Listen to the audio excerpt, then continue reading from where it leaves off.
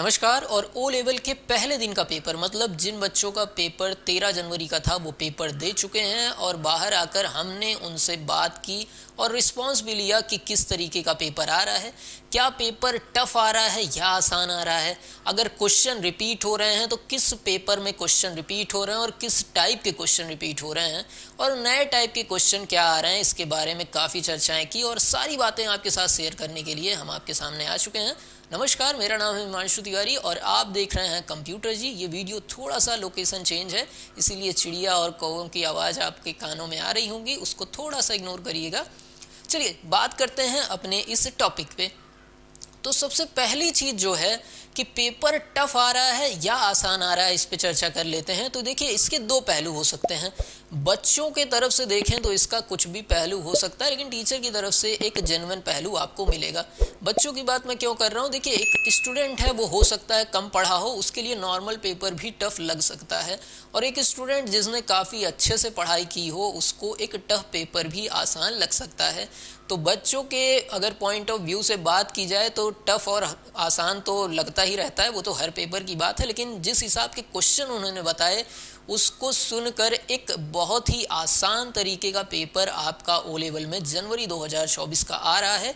एक एवरेज पढ़ने वाला बच्चा भी इसे अच्छी तरीके से सॉल्व कर सकता है।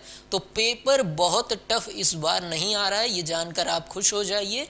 M1 और M4 का पेपर तो काफ़ी आसान आ रहा है, क्वेश्चंस भी काफ़ी आसान आ रहे हैं। M2 में थोड़े से क्वेश्चंस टफ कहे जा सकते हैं बाकी पेपर की कंपैरिजन में। तो M2 जिन बच्चों का है उनको हमारी सलाह है कि क्वेश्चंस अच्छे से रिपीट कर लीजिए, रिवाइज कर लीजिए। थोड़ा सा क्वेश्चन इसमें दिक्कत आपको दे सकता है। बाकी M1 और M4 के लिए तो काफ़ी आसान पेपर है। M3 वालों के लिए भी पेपर एवरेज ही आ रहा है। फिर से एक बार, जिन बच्चों का पेपर M1 है वो खुश हो जाएं, आसान पेपर है। M2 के लिए बाकी तीनों पेपर से टफ पेपर है, लेकिन बहुत ज़्यादा टफ इसे भी नहीं कहा जा सकता। M3 के लिए भी एवरेज टाइप का पेपर आया है, बहुत टफ और बहुत आसान नहीं कहा जा सकता। और M4 के लिए भी M1 जैसा ही आसान क्वेश्चन आया है। अगर बात करें क्वेश्चन का पैटर्न क्या है, क्वेश्चन रिपीट हो रहे हैं या रिपीट नहीं हो रहे हैं, ये तो काफ़ी मेन चीज़ है।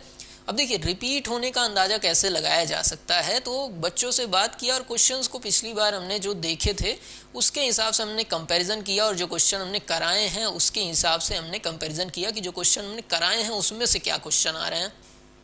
तो लगभग बच्चों से बात करने पे ये समझ में आई कि क्वेश्चन रिपीट हो रहे हैं। क्वेश्चन नए बहुत ज़्यादा नहीं पूछे जा रहे हैं, क्वेश्चन रिपीटिव ही हैं। क्वेश्चन ऐसे नहीं है कि आप देखें तो आपको हवा न लगे कि कहाँ से पूछा जा चुका है ये क्वेश्चन या कहाँ से पूछा जा रहा है ये क्वेश्चन। तो क्वेश्चन काफ़ी मात्रा में रिपीट हुए हैं। और ख़ास सेक्शन में बता दूं कि जो थ्योरेटिकल सेक्शन है, चाहे वो M1 का थ्योरेटिकल सेक्शन हो, M2 का थ्योरेटिकल सेक्शन हो, M3 का हो या M4 का हो, थ्योरी के सेक्शन से जो भी क्वेश्चन पूछे जा रहे हैं करीब करीब 80% क्वेश्चन आपके रिपीटिव ही आ रहे हैं। जो बच्चे MCQ क्वेश्चन हमारे या मैं कहूँ किसी भी अच्छे चैनल से लगा कर गए होंगे उनका क्वेश्चन यहाँ नहीं फंसने वाला है। एकदम खुशी और मुस्कान के साथ ही आप बाहर आए हुए होंगे। दूसरी चीज़, सर जो M2 पेपर टफ आ रहा है उसमें क्या किया जा सकता है। तो अभी तो बहुत ज़्यादा समय आपके पास नहीं, लेकिन जितना भी समय है उसमें टेक्निकलिटी वाले क्वेश्चन को एक बार रिपीट कर लीजिए कि कुछ आउटपुट वाले क्वेश्चन कैसे आए हैं या क्या टेक्नोलॉजी यूज़ हो रही है। कुल मिला के क्वेश्चंस जो नए टेक्नोलॉजी पे हैं उनको रिपीट कर लीजिए। जावा स्क्रिप्ट के क्वेश्चन एक बार अच्छे से देख लीजिए, उससे काफ़ी अच्छे अच्छे क्वेश्चन पूछे जा रहे हैं। जिनका पाइथन है उनसे यही कहूँगा, बेसिक को अच्छे से समझिए, बेसिक में ही सब रहस्य छुपा हुआ है। बहुत ज़्यादा लंबे टेक्निकल नए क्वेश्चन की तरफ मत भागिए। अगर आपका पाइथन पेपर है, जितना जड़ में पाइथन को पढ़ पाइए उतने जड़ में पढ़िए और क्वेश्चंस लगाइए जो पहले कराए जा चुके हैं। इतना सा काम करिए। बहुत से बच्चों को देख रहे हैं एकदम हाई लेवल, मतलब कहाँ कहाँ के क्वेश्चंस पूछ रहे हैं हम लोग के व्हाट्सएप पे।